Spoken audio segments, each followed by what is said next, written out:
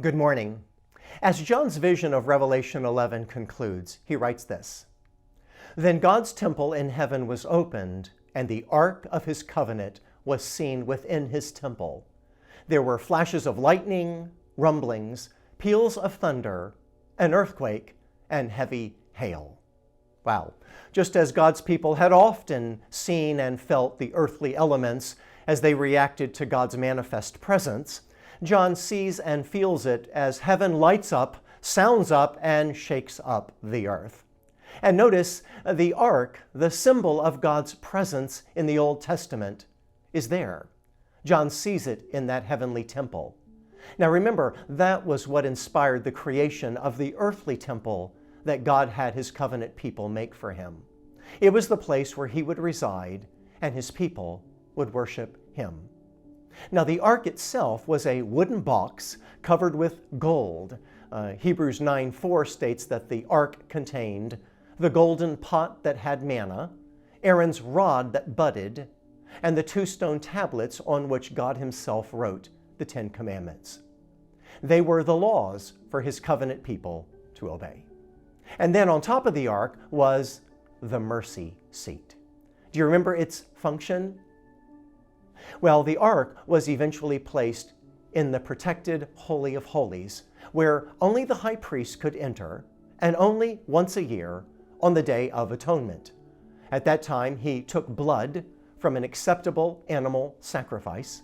He sprinkled it on the lid of the mercy seat, and when he did, atonement was made for himself and for God's people for their sin. The ark also represented the presence of God. So when the Philistines stole it, it did not go well with them. When the Israelites got it back, it went well for anyone who had the ark. And when Uzzah, one of God's people, stood beside a cart that was bringing the ark back to God's people, and the cart stumbled and he touched it so the ark wouldn't fall off, he was killed. I remember the first time I read that incident in 2 Samuel 6. It seemed unfair until a wise professor explained to us how God had given very specific instructions about how his ark was to be carried on poles, on men's shoulders, not on a cart pulled by oxen. That was man's plan, and it missed the mark of God's plan. Even though Uzzah appears to be well-meaning, he had participated in what was a clear violation of God's instructions, and it cost him his life. I have to admit, I didn't really grasp the holiness of God.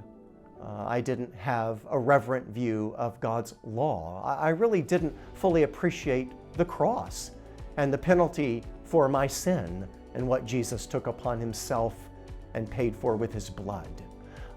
When my sin was placed upon him, that wasn't casual, that was significant. My sin created a barrier between me and God that could only be bridged by such a sacrifice. That Old Testament story actually gave me a new appreciation for the cross and Christ dying for my significant sin. But back to John's vision in Revelation 11.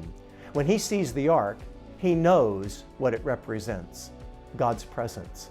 It's in heaven, but it's coming to earth. And when it does, it won't be casual appearing. All those heavenly reactions remind us of how glorious our God is and what a privilege it is for us to have gained access to him.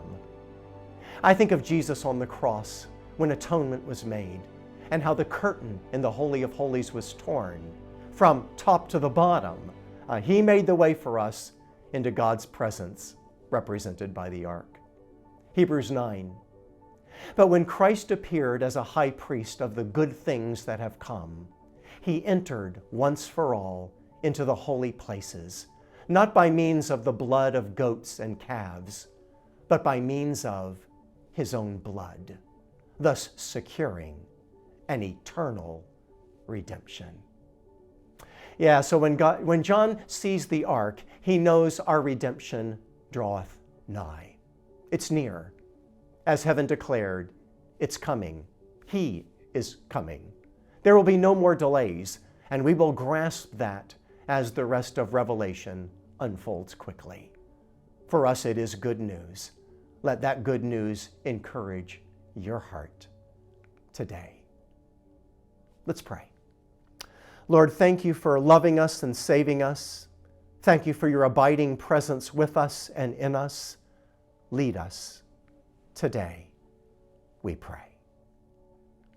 God bless you.